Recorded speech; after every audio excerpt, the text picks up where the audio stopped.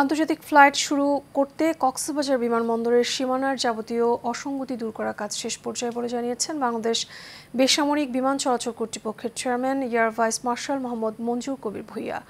সকালে বেবিচক মিলনায়তনে তথ্য অধিকার আইন এবং বিধিমালা বিষয়ক কর্মশালায় তিনি এই তথ্য জানান। চেয়ারম্যান বলেন, রপ্তানির সক্ষমতা বাড়ানোর অংশ হিসেবে জুনের মধ্যেই কক্সবাজার থেকে আন্তর্জাতিক ফ্লাইট চালুর লক্ষ্যে পৌঁছাতে হবে। বাতেন বিপ্লবের রিপোর্ট।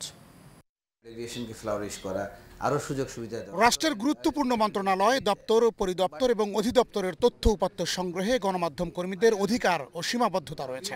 গণমাধ্যম কর্মীদের যেমন প্রয়োজনীয় তথ্য জানার অধিকার রয়েছে, তেমনি তথ্য না দিলেও সংশ্লিষ্ট ব্যক্তির বিরুদ্ধে আইনানুগ ব্যবস্থা নেওয়ার বিধান রয়েছে। বেসামরিক বিমান চলাচল কর্তৃপক্ষের কর্মকর্তা ও গণমাধ্যম কর্মীদের নিয়ে সেই সব আইন কানুনের খুঁটিনাটি তুলে ধরা হয় তথ্য অধিকার শীর্ষক কর্মশালায়। স্পেসিফিক কোনো কর্মকর্তা যদি পার্সোনাল স্ক্যাম কিংবা তার যদি কোনো কেলেঙ্কারি নিউজ করতে যায়, সেক্ষেত্রে বলা হয় যে চেয়ারম্যান মহোদয়ের অনুমতি লাগবে বা আমরা ঊর্ধ্বতন কর্মকর্তার অনুমতি ছাড়া আমি এটা দিতে পারবো না। বেসামরিক বিমান চলাচল কর্তৃপক্ষের chairman air vice marshal Mohammad Manzur Kabir Bhuiyan বলেন, গণমাধ্যম বস্তুনিষ্ঠ সংবাদ পরিবেশনের মধ্য দিয়ে সরকারি প্রতিষ্ঠানকে এগিয়ে নিতে পারে। তাহলে যারা অ্যাসেসমেন্ট করছিল তারা কি ঘুমাইছিল হয়তো জায়গায় ঘুমাইছিল, কারণ বাড়ুক এরকম চেয়েছিল, ওই জিনিসপত্র ইনক্লুড করে না। একটা প্রজেক্ট বানাইছে, তার ভিতরে এইটা নাই, এসেনশিয়াল জিনিস নাই, পরে এটা অ্যাড করবে। তো এগুলোর তো কিছু গাফিলতি আছেই।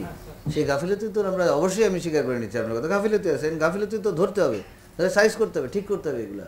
তিনি বলেন, ভারত বাংলাদেশের ট্রান্সশিপমেন্ট সুবিধা বাতিলের পর রপ্তানির সক্ষমতা বাড়ানোর অংশ হিসেবে জুনে কক্সবাজার বিমানবন্দর থেকে আন্তর্জাতিক ফ্লাইট শুরু হবে। বিল্ডিংয়ে আমরা প্রেশারাইজ করছি কন্ট্রাক্টর, এখন ছাদ বাকি আছে। ছাদ ধরলে 1-2 মাসের ভিতরে ছাদ কমপ্লিট হয়ে যায়।